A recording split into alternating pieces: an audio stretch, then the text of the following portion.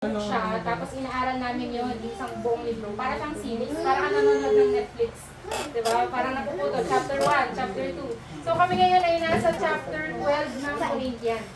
So ako yung magiging speaker nyo ngayon. So sige, alam niyo ba na ang tagal na natin, handa na ba kayo? Ang tagal na natin nung huli tayo na, wala bang teacher?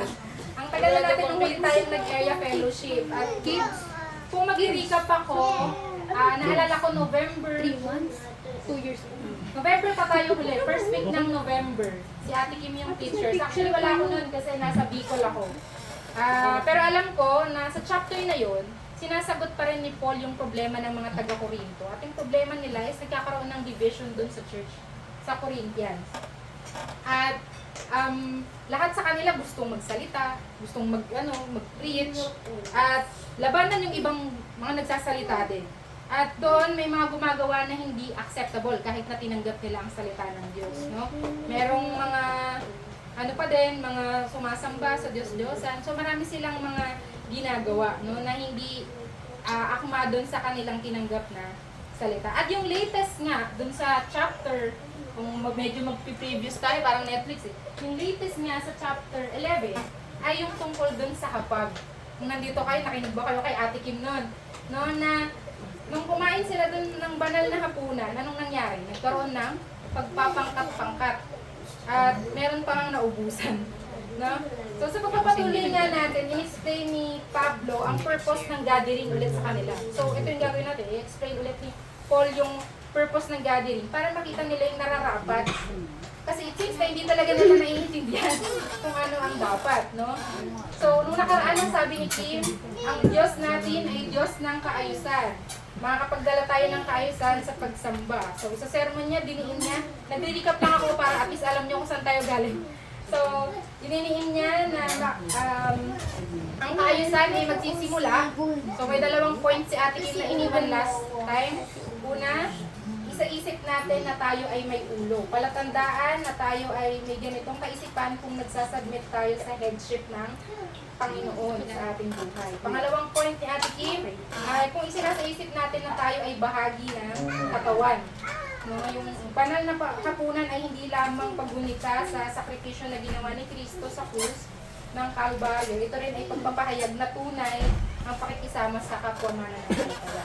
Sa huling verse ng chapter 11, kay Ate Kim, ang sabi doon, at tungkol naman sa iba pang bagay, sa ako na aayusin pagdating ko dyan. So ngayon, there's more. No? Nandito tayo sa chapter 12. So, bago tayo mag-start sa chapter 12, magkakaroon na ako ng konting maiksing prayer para i-ready natin yung ating sarili sa salita. Sige. Yes, Lord, pinupuri ka namin at dinadakila ngayong umaga. Salamat po sa mga taong dinala mo, Panginoon, sa aming area church. Salamat sa bawat miyembro na nandito ngayon, Panginoon, upang makarinig sa aming salita. Dalangin ko, Panginoon, na hindi lang nilabas na marinig, Panginoon, kundi tumalima sa kanilang puso ang nais mo sabihin sa kanila ngayong umaga.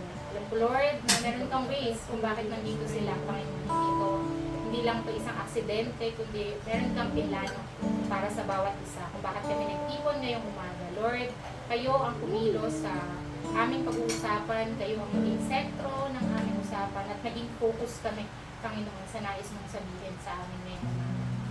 Lord, I pray na samahan mo rin ako sa aking pagsasalita. O Lord, magamit ako, Panginoon, sa iyong karangalan.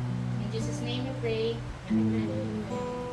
So, sige. So, nagsimula sa pagpapaliwanag ng kaloob ng Espiritu.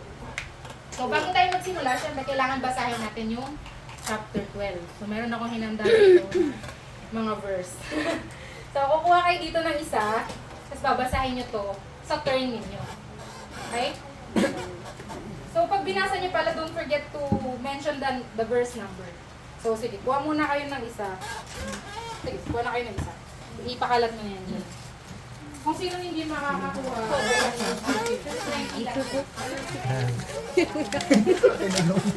pass. Kat.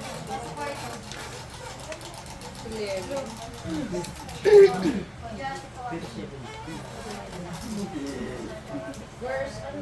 Yung sa likod verse. Ano susundan? Yung nasa likod ng May ano, yung nasa hindi, yung nasa harap. Ay, ito na mismo. Sinadya ko talagang may tagdadalawa kasi may highlight. Sige. So, babasahin muna natin. Sa mga hindi nakatanggap ng papel, inaasahan ko na papakinggan niyo yung kwento. No? So, sa mga nakatanggap naman, syempre gusto niyo magbasa, kailangan clear, malakas, naiintindihan ng lahat. Okay ka lang ba? Sige. So, manantok na. Sige. Start na tayo. 1. Verse 1. Walang ano to? Wala. Binilang ko lang talaga kung ilan yung papel. Mga kapatid, ngayon, tungkol naman sa mga kaloob ng Espiritu Santo, nais kong magkaroon kayo ng wastong kaalaman.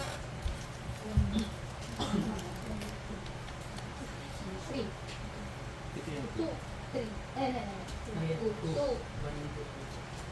Alam niyo noong hindi pa kayo sumasampalataya, kayo ay naniligaw sa diskusan, hindi naman nakapasa. Sige, tingnan nyo na lang yung number sa likod para hindi kayo malito. 3. Kaya't nais kong malaman ninyo na walang taong pinapatnubayan ng Espiritu ng Diyos ang magsasabing, sumpain si Jesus. At hindi rin masasabi ni naman, si Jesus ay Panginoon kung siya ay hindi pinapatnubayan ng Espiritu Santo. Iba't iba ang mga espiritual na kaloob. Ngunit isa lang mga espiritu nagkakaloob ng mga ito. Iba't iba ang paraan ng paglilingkod. Ngunit isa lamang ang Panginoong pinaglilingkuran.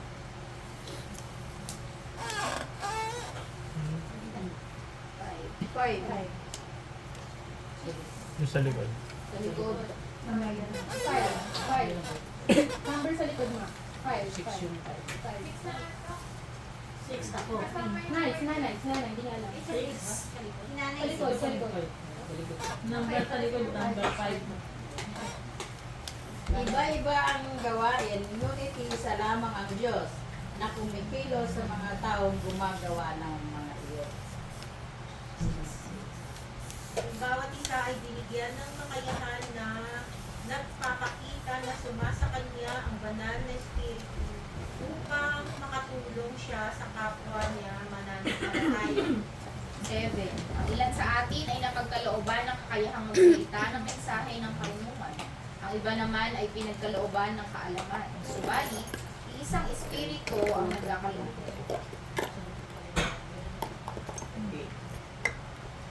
8. Number sa likod. 8. Yung sa likod. Wala. Ang libo ng basa. Meron yan. Kompleto yan. Or sa harap, sa kanya sa 11 eh, tapos 12 yung nasa harap. Yung nasa likod na. 9 harap. Harap tignan para hindi na nalilito. Verse 9. Verse 9 harap. 9 ng harap. Wala. 9 daw, 9 sa harap. Hindi. Nawala? Ang Bible na. Sa Bible, sino ba? Ako na. Ang iba'y pinagkalooban ng Espiritu ng malaking pananalig sa Diyos, at ang iba naman ay binigyan ng kakayahang magpagaling sa mga may sakit. 10. 10. May mga pinagkakalooban ng kapangyarihan gumawa ng mga himala. Sa iba naman ay kakayahang magpahayag ng mensaheng mula sa Diyos. At sa iba ay kakayahang kumilala kung aling kaloob ang mula sa Espiritu at kung alin ang hindi. May pinagkakalooban ng kakayahang magsalita sa iba't ibang wika, at sa iba naman ay ang magpaliwanag ng wikang iyon. 11. 11. Harap na, harap. Ngunit isang espiritu lamang ang gumagawa ng lahat ng ito at namamahagi ng iba't ibang kaloob sa bawat isa, ayon sa kanyang ipinasya. Si Kristo'y tulad ng isang katawan na may maraming bahagi. Kahit na binubuo ng iba't ibang bahagi, ito ay nananatiling isang katawan. 13 na sa kanya. Maging Hudyo o Hentil, alipid man o malaya, tayong lahat ay binautismohan sa pamamagitan ng iisang espiritu, ngunit upang maging isa iisang katawan. Tayong lahat ay pinainom ng iisang espiritu. 14 na ba? Ang katawan ay binubuo ng maraming bahagi at hindi ng isang bahagi lamang. Kung sasabihin ng paa, hindi ako kamay, kaya't hindi ako bahagi ng katawan. Hindi na nga ba ito bahagi ng katawan? Kung sasabihin ng tenga, hindi ako mata, kaya hindi ako bahagi ng katawan. Hindi na nga ba ito bahagi ng katawan? Number. Verse 17 na. 15 pala. 17. Verse 17. Kung puro mata lamang ang buong katawan, paano ito makakarinig? Kung puro tainga lamang ang buong katawan, paano ito makakaamoy? Subalit, inilagay ng Diyos ang bawat bahagi ng katawan ayon sa kanyang kalooban. 19. Yes. Kung ang lahat ng bahagi ay pare-pareho, hindi iyan maituturing na katawan. 20. Ngunit ang totoo'y marami ang mga bahagi, ngunit iisa lamang ang katawan. 21.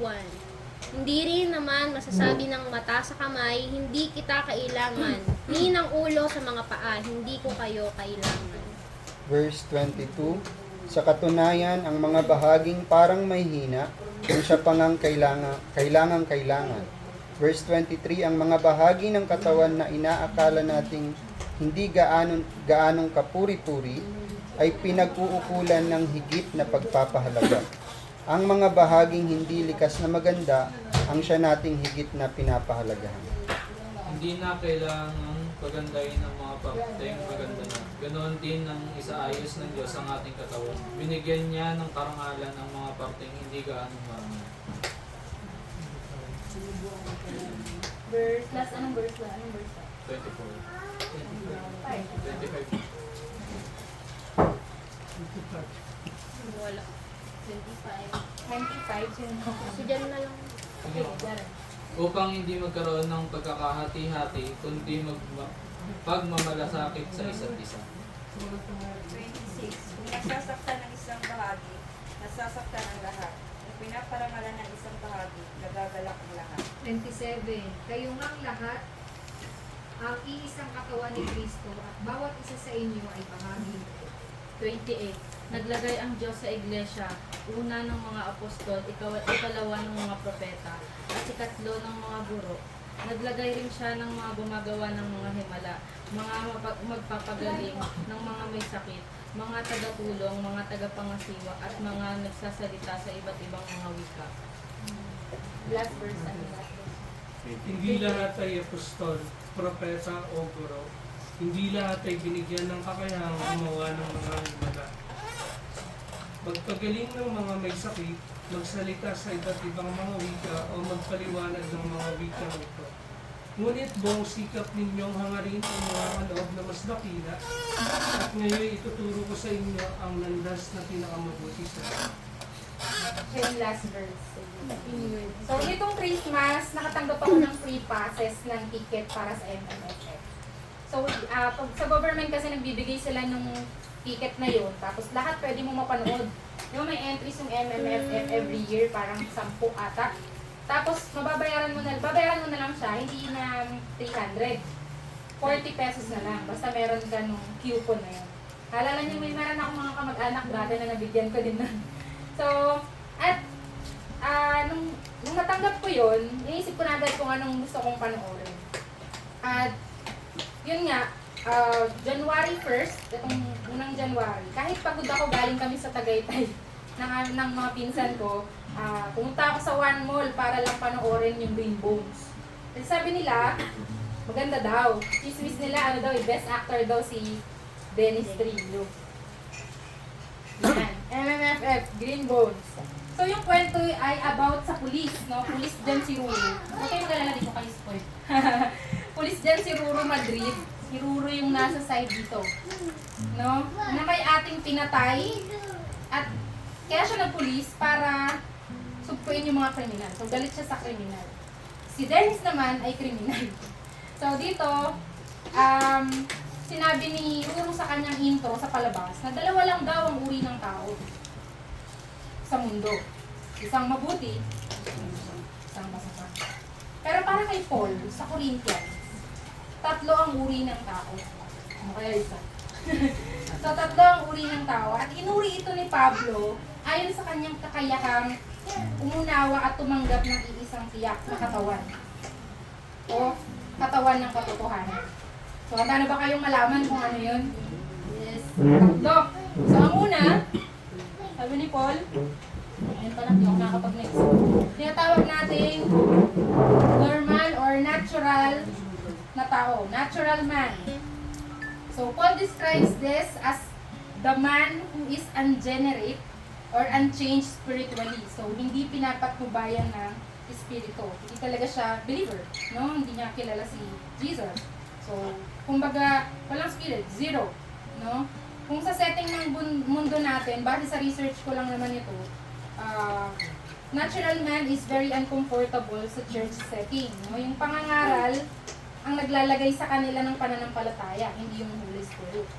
No? So, natural man, nag-iisip ng tulad ng makamundo, no? Parang more on, nandito lang sila sa mundo. Tinatanggap nila kung ano ang nasa mundo, ang tiwala nila ay nasa mundo, sa paligid nito, values, kalakaran, at yung katotohanan nila ay nakabase sa mundo. So, sad to say, pero marami pa rin talagang natural man. No? Sabi sa chapter 1 ng, balik lang tayo ng konti para maintindihan nyo kung saan natin ginawa. Sabi sa chapter 1 ng Corinto, chapter 12 tayo, so matras lang tayo.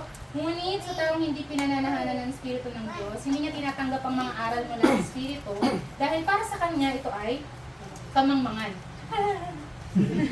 Nalaman na isa. Kamangmangan. At hindi niya ito nauunawaan dahil ang mga bagay na ito ay mauunawaan lamang ng sa tulong ng Espiritu.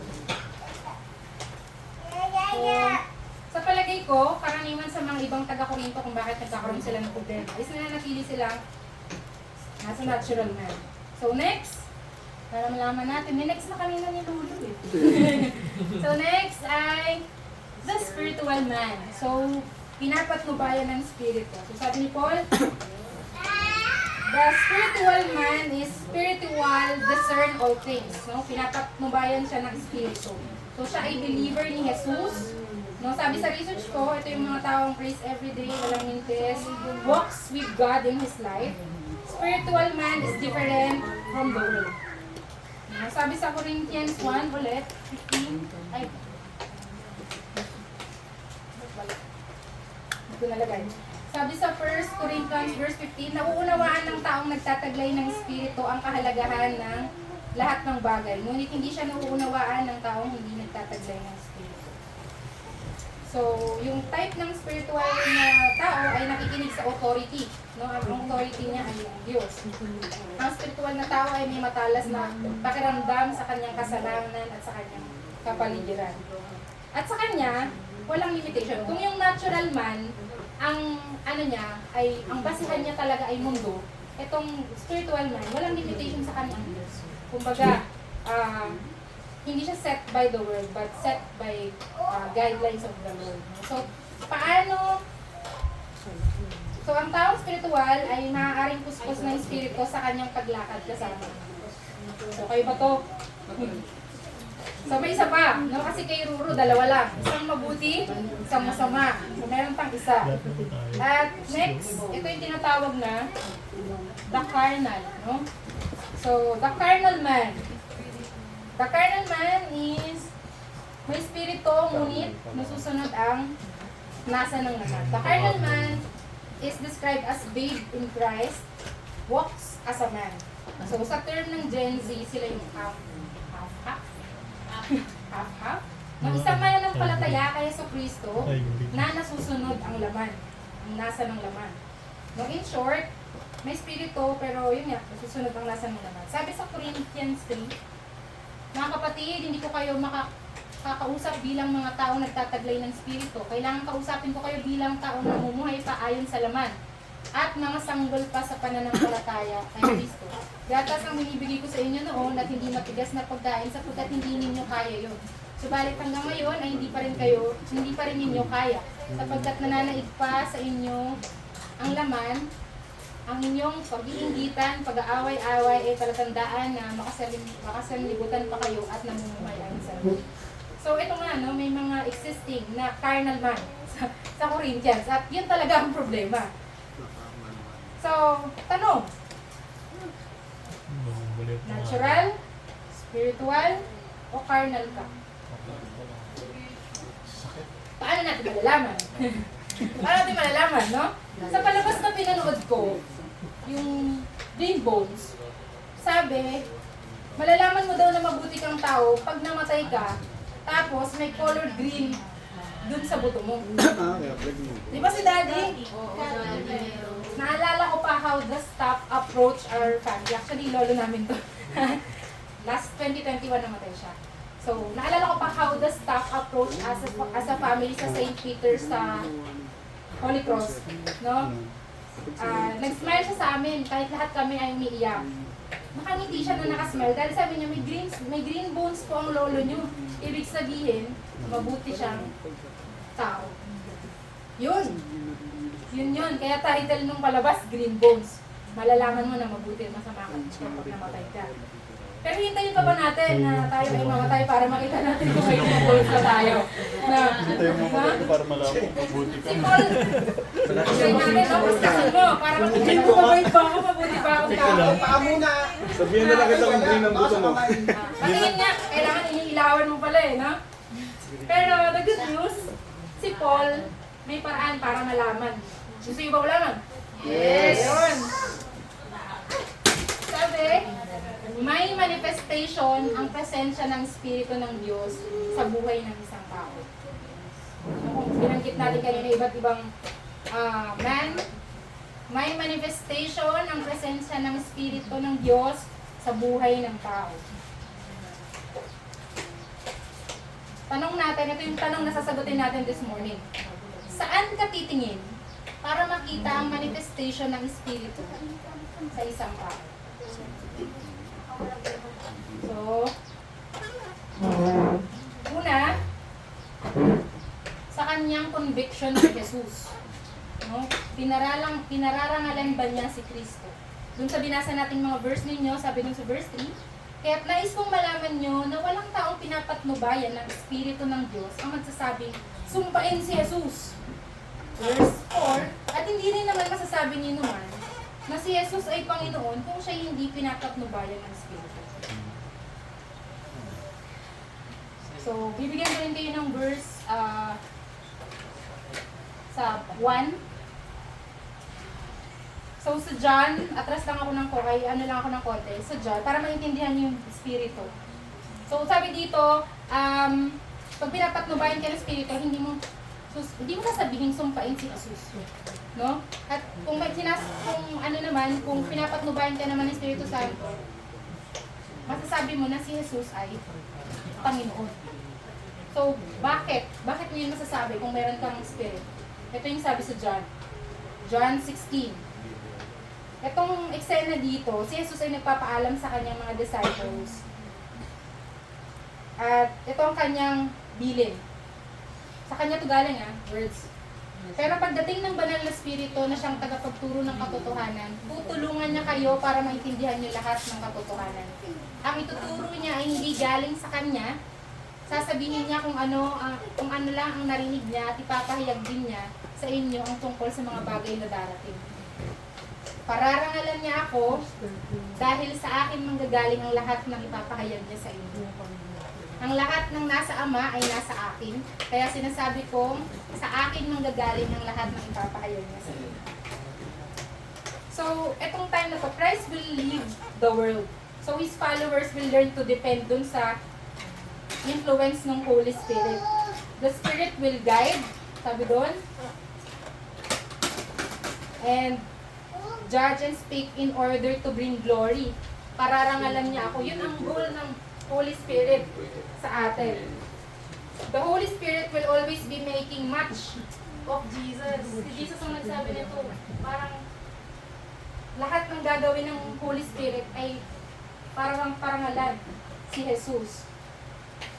So, ang ministeryo ng banal na Espiritu ay hindi para itaguyod ang kanyang sarili o sino mang tao, kundi para luwalhatiin at katawanin si Jesus.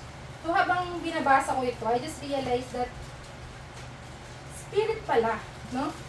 Spirit pala, trabaho pala ng Spirit na continually na i-guide tayo na believers ni Lord.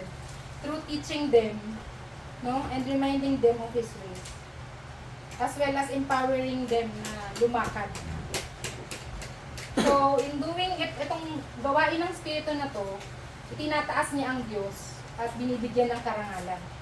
So, kung pinapatnubayan ka ng Espiritu, ulit tayo dito, pinapatnubayan ka ng Espiritu, ang tanong ko,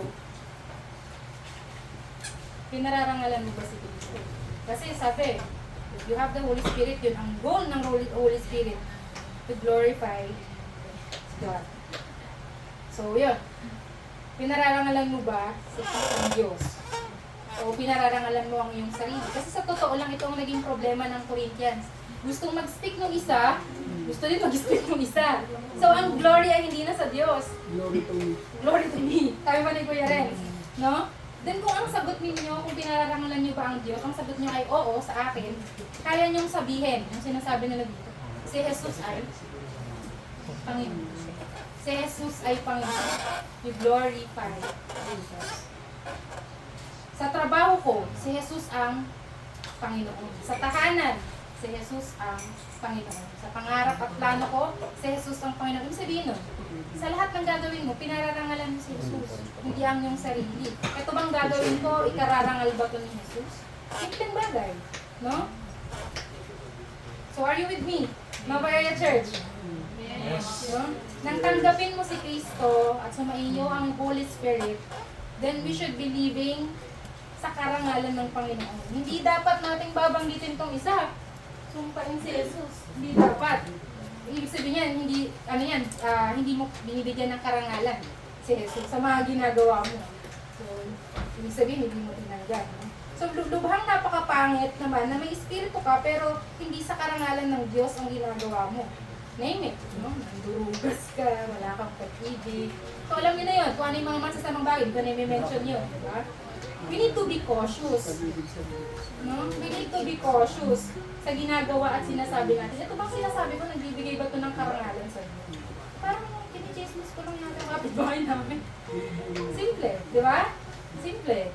So, totoo yung verse. Hindi mo masasabi na si Jesus ang Panginoon kung may gagawin ka pa na hindi niya ikakarangal. Para sa yung Holy Spirit, kapatid. Kasi ibig sabihin, ano lang si Lord sa'yo? Image lang siya. No, hindi siya totoo kasi hindi mo siya gustong parangalan. No, kwento lang siya, isa lang siyang bahagi ng kwento sa Bible. So, but if you believe that He is, no, you say it, you act. Si Jesus ang Panginoon, gagawin ko ang karangalan. Para sa karangalan ng Panginoon. In obedience. So, ako yan. Sabihin ko ako dyan. Charan! So, ako po ay 7 years na nagtatrabaho, pero ang unang trabaho ko po ay customer service. So, isa sa mga mahihirap na trabaho yun kasi lahat ng mga galit ng customer ko, sasali, di ba? So, naalala ko when I was working. Nung first work ko po yan, nakalain niyo for pag-graduate, sumabak ako sa customer service. At sa amin, hindi phone. Pag phone kasi pag nagagalit, pwede mo magaganyan, di ba? Ano yung mukha mo? Diyan, hindi pwede kasi kita ka nila eh. Kita nila yung expression mo kung tataasan mo yung kilay mo, di ba? Pero naalala ko when I was in the situation dun sa Ford brand po siya ng sasakyan. Ito na ma-mention kung saang branch, no? Meron ng client, nakita nyo tong table na to. Dito kasi kami nakapwesto yan, pag ganyan yan, nakaupo kami dyan.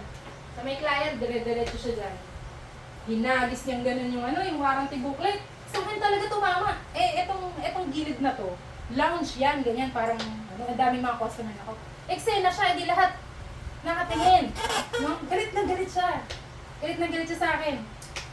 Gusto ko rin magalit, ba't ka nagagalit, di ba? Parang, ba't mo ko binabato? So, pero I remain silent, no? Not because hindi ako naiinis. Naiinis din ako, bakit mo ko binabato? Parang gusto ko nga mag-walk out kasi parang lahat na ng attention nasa sayo, no? Pero, may time talaga na alam mo na hindi mararangal ang Diyos pag nakipag-anuhan ko. Kasi actually, ang problema niya, para may idea kayo, ang problema niya, pumutok yung turbo ng sasakyan niya. Siguro, nasa NLEX siya. Yung galit niya, na hindi naman dapat ako yung, hindi naman ako mekaniko. hindi naman ako gumawa ng sasakyan niya. Sa akin niya talagang binutang. Binata niya yung warranty booklet niya sa akin gano'n. No? Binatumuli sa akin. Tanto, kasi mga OJT pa kami. Kasi may mga OJT kasi so may mga nagaling na tingin sa inyo, no? Pero, yak nagpadala sa pwede akong magalit, no? Pero dahil alam ko na hindi mararangal ang Diyos pag pinatulan ko tong customer na hindi ko naman kasalanan, may right ako, hindi ko naman yung kasalanan yun, no? At hindi namin siya customer. Yun yung nakakaloka. Hindi namin siya customer, ba't niya ako yung binabato niya, diba? Buti kung galing siya sa amin, diba? So, doon kinausap ko siya ng, kumbaga galit siya sa brand. Kasi galit siya sa brand. So, kinausap ko siya ng may kahinahunan habang pinapakinggan siya bilang parang nakikibahagi sa kanyang karanasan. And you know what? After nun, naging okay naman, napadala ko siya sa manager, naayos yung, niya. After that day, meron akong ka-work, tinanong ako, how can you still be calm? Paano ka nagiging kalmado kanina? Nakatingin na lang kami lahat sa'yo, pati mga OJT eh. Kasi ini-expect namin kung paano ito mag-react bilang binato ng warranty booklet. No? Naranasan niyo ba yun? May ganun na bang experience na talagang tinrigger na kayo eh? Tuntukin ko na talaga yun. Sa ka-work. Minsan sa ka-work, di ba? Parang napaka-nakakaano na to, di ba? Pero minsan hindi pisikalan. Meron siyang sinabi pero parang nag-mingin mo. Pumipitik eh. Pumipitik eh. Di ba? Have you experienced that? Na-challenge ko ba kayo ng ibang tao na Mukhang gawa daw sa cellphone. bubunutin ko na. Di ba? Di ba? Hindi lang ko kasi freezer. Di ba? So, lahat tayo may ganong experience na. And you know what? Alam ng natural man kung anong gagawin ko. Alam ng natural man kung anong gagawin ko. Ang tao tayo dito, anong ginagawa sa mundo. Diba? Kung goma, sabi ko, yung galit ko sa'yo pa. Kung goma yun, pumitik ka na. Diba? Ganon. So, ulitin ko lang. May manifestation ang spirit sa tao. At yun ay yung conviction mo kay Jesus. Pinararangalan mo ba siya sa ginagawa mo? At makikita yun ng ibang tao, how can you be so calm? Diba, paano ka ganyan na hindi ka naiinis, hindi ka... Ibig sabihin, makikita mo yung spirit ko ng Diyos. Hindi normal. Diba? Yung sinasabi, yung natural man, hindi niya maiintindihan yung, bakit hindi dito nagagalit? No? Sige, tuloy tayo. Diyan pa kayo? Yes! So, saan tayo? Galit na! So, saan tayo titingin? Sa buto ba tayo titingin para makita? Una, kailangan nating tingnan ay sa conviction. Sa conviction. Kay Jesus, pinararangalan si Kristo. So, yun yung mga... So, meron pang isa. Dalawa yung point natin. Una, sa conviction kay Kristo. Meron pang isa. Makinig kayo dito. Saan ka titingin para makita ang manifestation ng Spirito sa isang tao? Hindi yan. Kanina na yan. Sa kanyang connection sa church. Ang tanong, pinalalakas ba niya church? So, sabi doon, verse 7, sino makatanggap ng 7? Sige. 7, wala? Ako kasi 6 ay 5 ako. So, sabi sa 7, ang bawat isa ay binigyan ng kakayahan na nagpapakita na sumasakanya ang banal na espiritu upang makatulong siya sa kapwa niya mananampalataya. Wait lang. Ito na ang person. So, para kanino daw? Church. Para sa kapwa niya mananampalataya, sa church. So, yung simula ng chapter, kayo na kanini number 1? Sige, paulit mo nga yung 1 para lang alam natin. Nagalit na, natupi na. Natupi na, nagalit na si JM.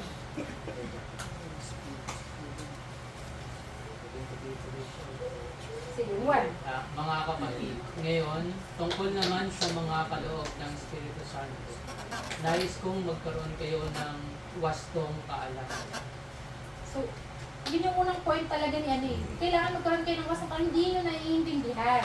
No? Kaya, ni-rundown niya eh.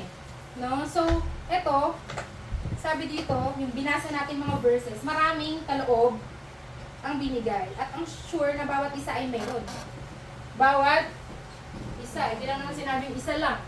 No? Bawat isa ay mayroon.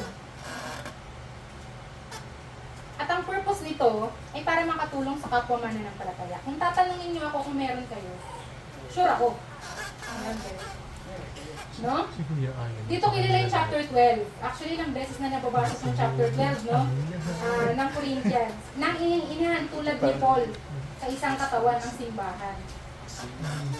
No? Para maipaliwanag yung kaloob ng Espiritu. Ginamit to ni Michelle sa amin ng YOADS, itong chapter na to. Sa pagsisimula namin bilang facilitator ng camp. Para we can function well. No? So, side lang yun. So, ayaw ni Paul na maging ignorante yung mga taga-Corinto sa kaloob. So, nais kong magkaroon kayo ng wastong kaalaman, as stated ni James. No? Sabi sa verse 4, iba-iba ang mga spiritual na kaloob, ngunit iisa lamang ang spiritual na nagkaloob. Many spiritual gifts, one Spirit. Iba-iba ang paraan ng paglilingkod, ngunit iisa lamang ang Panginoong pinaglilingkuran. Many ministries, one Lord. Iba-iba ang mga gagawin, ngunit iisa lamang ang Diyos na kumikilos sa mga taong gumagawa ng mga Diyos. Many activities, one Lord who acts. So, ang bawat isa ay binigyan ng kakayahan na nagpapakita na sumasa kanya ang banal na spirito upang makatulong sa kanyang kapwa mananampalataya. So, kayong lahat na bumubuo ng katawan ni Kristo at ang bawat parte ng katawan, at ang katawang ito ay walang iba kundi ang iglesia. So, tayo yung tinutukoy na bahagi at yung katawan ay si Kristo, ang church. Ang ulo ay si Kristo at ang katawan ay yung church. So, isang katawan at maraming bahagi. Kahit maraming nananatili, ito ay iisang katawan. So, this body Christian life na tinutukoy ni Paul ay hindi para i-achieve. Ito lang gusto kong linawin. Hindi ito i-achieve, kundi dapat ma-recognize natin na tayo ay bahagi ng katawan. So, sa chapter 14, yung verse 14 to 21, nire-recap ko lang yung mga binasa ninyo, nabanggit doon na merong mga nakakaramdam na hindi sila belong, no? At hindi sila kailangan. Pero ang sabi ni Paul, lahat ay may importanteng role. Hindi ako kamay, so hindi ako bahagi ng katawan. Paalam. Pero bahagi ka pa din. Yun yung sinasabi ni Paul, no? Hindi pwedeng puro mata lang. Para naman sa nagbibida-bida, ako na yan, mata ako eh. Di ba? So para naman sa ganun, hindi pwedeng puro mata lang. Kasi paano kakakain? So naiintindihan nyo ba? So, kailangan ang lahat ng parte ng katawan. Kailangan lahat ng parte. At hindi ko ito dapat na ina-elaborate actually, kasi more on the spirit na po yung topic natin. Pero, ang point ko kasi talaga is palakasin yung simbahan. Pero dahil start of the year ngayon, at gumagawa tayo ng plans sa personally, sa ating church, I want to remind you about it. Lahat tayo. No? Na this is the best time para sabihin ko to. You matter. Sabihin nyo nga sa kapatid, sa katabi mo, parte ka at mahalaga ka sa Nova AC. Parte ka. Sa Nova AC.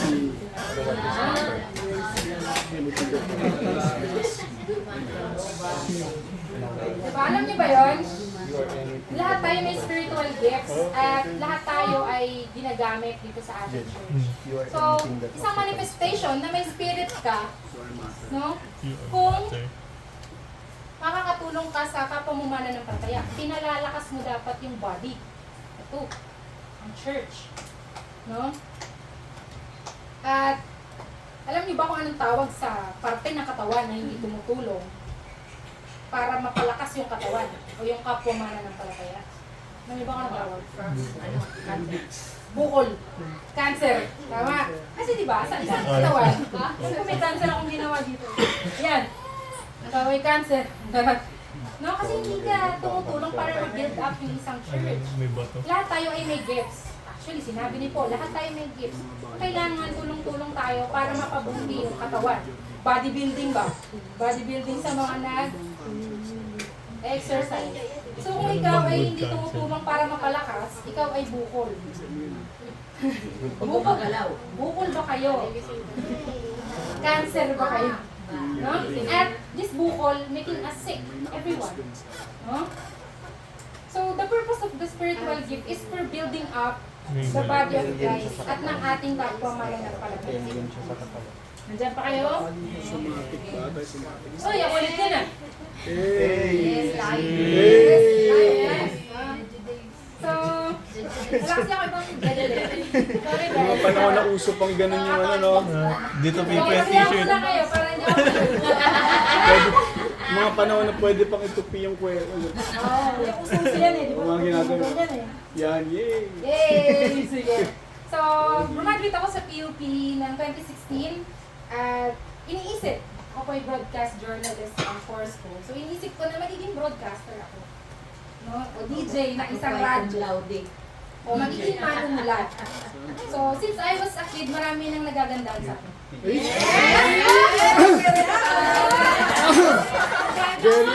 Very smooth. Mana ka na sa akin, mana ka na. Mana mo yung mga pasok natin.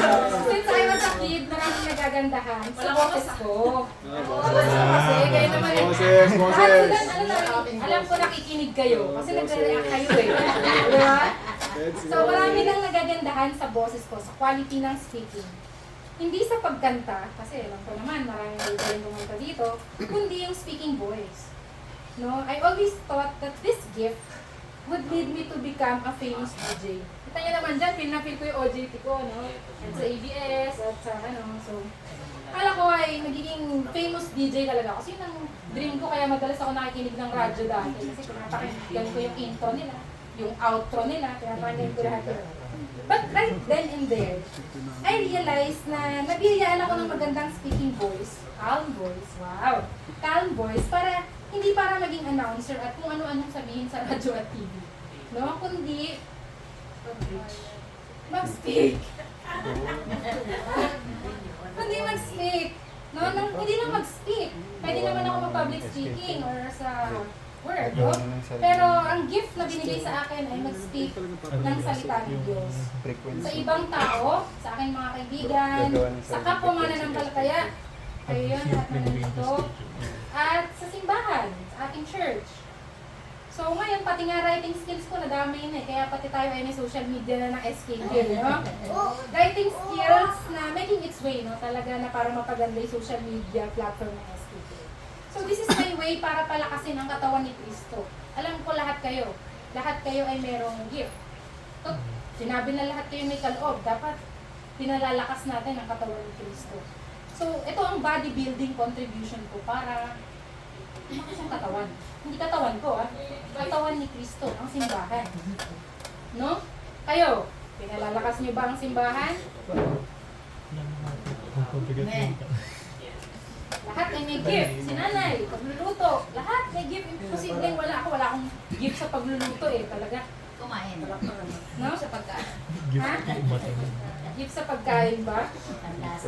So, nandyan pa ba kayo? So again, saan tayo titingin? Sa conviction kay Jesus? Pinararangalan ba? Ito ba? Ito may espiritu to ng Diyos, spiritual man to kapag pinararangalan niya si Kristo sa lahat ng ginagawa. Even the smallest things, mga kapatid. Hindi kailangan magsalita ka dito sa harap, dahil yung magsalita para sa kanya. Sa maliliit na bagay. No? Next. Sa kanyang connection sa church. Ginalalakas ba niya ang church? Hindi lang siya nakadikit. Hindi lang siya uma-attend. Kundi meron siyang contribution para mapalakas yung katawan. No? Hindi siya cancer. Hindi bukol. No? So, meron siyang ginagawa. Pinalalakas ba niya ang church? So, yun yung gagawin natin. Ito yung titingnan natin sa ibang tao. Para makita natin kung ito ba. May spirit ba ito ng Diyos? Eh, paano kung tayo tinignan? Paano yan? Huwag na. O, paano kung sa'yo nakatingin? Anong dapat mong gawin? Para makita sa'yo ang manifestation ng Holy Spirit, anong kailangan mong gawin? Yun din, syempre. Magpaalam na. Sige, basa. Magpaalam na sa mga maling pinaghahawakang paniniwala na hindi nagbibigay ng karangalan kay Jesus. Magpaalam na sa buhay na hiwalay sa church. Diba? Napakasimple. Kasi actually, ang kalaban, ang natural man, ang nagpapaandar talaga sa kanila yung kanilang isip. No, talagang move sila ng kanilang talino at yung mundo, alam nila na ganito yung kalakaran sa mundo. Oo. So meron silang pinangahawakang paniniwala kaya hindi nila pinaniniwalaan si Jesus. Kasi parang, hindi, ano ka lang, story. No? Pero kapag kayo meron kayong pinanghawakan na ang Diyos, totoo ang Diyos, si Jesus ay Panginoon, binabanggit ko kanina, then hindi ka ganito, hindi mo na panghahawakan yung mga paniniwala na makamundo, na nandito sa mundo. No? Na hindi naman talaga nagbibigay ng karangalan kay Jesus, hindi sa sarili mo. Diba? Next, kailangan mong gawin para mag-manifest sa'yo. Paano mo papapalakas yung katawan kung wala ka naman sa katawan? Niloko niyo ako eh. Diba? So, let's be connected. No? Kung hindi man tayo nasa let's be connected sa church. No, huwag na tayo mabuhay ng hiwalay. Huwag na yun. Kailangan nandun tayo sa loob ng church para mapalakas natin yung katawan. No? So, yan yung titingnan natin kung paano tayo magiging spiritual man. Sige. Maliwanag ba? Umsim.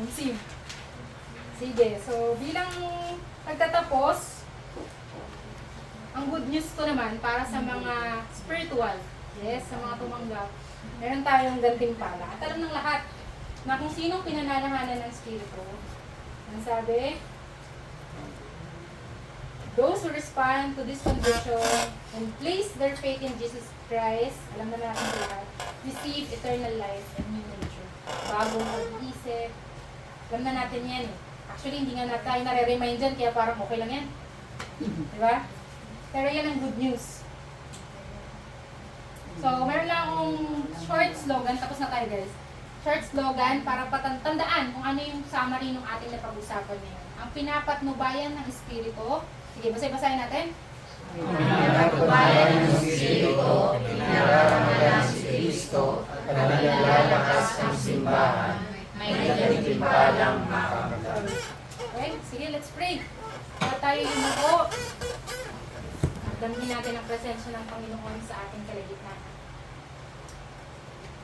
Aming Diyos, aming Ama, tagapagligtas, dakila.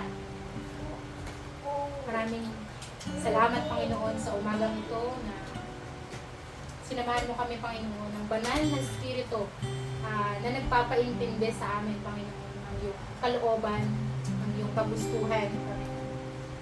Salamat, Panginoon, dahil iniwan mo sa amin ang Holy Spirit, Panginoon, para i-guide kami, O Diyos, sa iyong katuruan, Panginoon, sa iyong ways, O Diyos.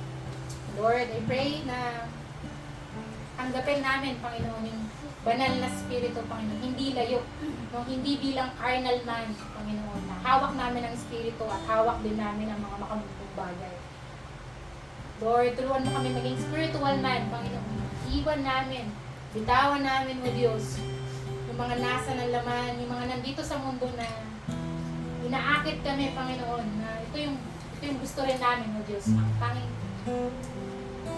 Ang gustuhan lang sana namin, Panginoon, ang tanging gawin namin goal, Panginoon, ay luwalhatiin at parangalan ka, Panginoon. Maging spiritual man kami, maging hindi man kami maintindihan ng ibang tao, O Diyos, ang mahalaga sa amin ay maparangalan ka namin, O Diyos. May mga times, O Lord, na spiritual man kami, minsan carnal kami, O Diyos. Ayaw na namin. Gusto na namin magpaalam, O Diyos, sa buhay na hiwalay sa simbahan. Gusto namin maging bahagi kami, Panginoon, ng bodybuilding, Panginoon. Bodybuilding, Lord. Gamitin mo kami, Panginoon, ang mga binigay mo sa amin gifts. Inaanyahan kong lahat, i-open yung palad. Yes, Lord. Nais namin magpasalamat. Lalahanin natin yung mga spiritual gifts na meron tayo na binigay ng Diyos. Lord, salamat sa spiritual gift na binigay mo sa amin. Alam namin, Lord, na lahat kami ay pinagkalooban mo, Panginoon. Iba-iba. Ngunit iisa ang layunin, Panginoon, para sa iyong katawan. Iba-iba, Panginoon. Pero para sa karangalan mo. Lord, gamitin mo ang spiritual gift na to hindi sa ibang bagay, Panginoon, na mag-a-attract sa amin para sa maging makamundo. Kundi, gamitin mo yung spiritual gift na to, Panginoon, para mapalakas ka, Panginoon. Palakasin yung aming church, yung aming kapwa mananampalataya, Lord, gamitin mo ang spiritual gifts. Inilalapit namin ito sa iyo, Diyos. Lord, I pray sa buhay ng bawat isa, Panginoon, na nandito sa aming church, yung mga bago namin kasama ngayong umaga, sa bawat isang membro ng Nova Area Church, Lord, guide us, Panginoon, sa plano mo para sa 2025. Lord, gamitin mo ang bawat isa, Panginoon, upang maging malakas kaming simbahan, Panginoon. Nagpapalakas din ng kapwa mananampalataya at ng mga tao sa aming komunidad. Lord, tinataas namin ito, Panginoon, sa iyong karangalan. Panginoon, ikaw ang maluwalhati, hindi ang aming mga sarili, Panginoon. Hindi kami matulad sa mga taga-Korinto, Panginoon, na sarili ang aming pinararangalan, O Diyos.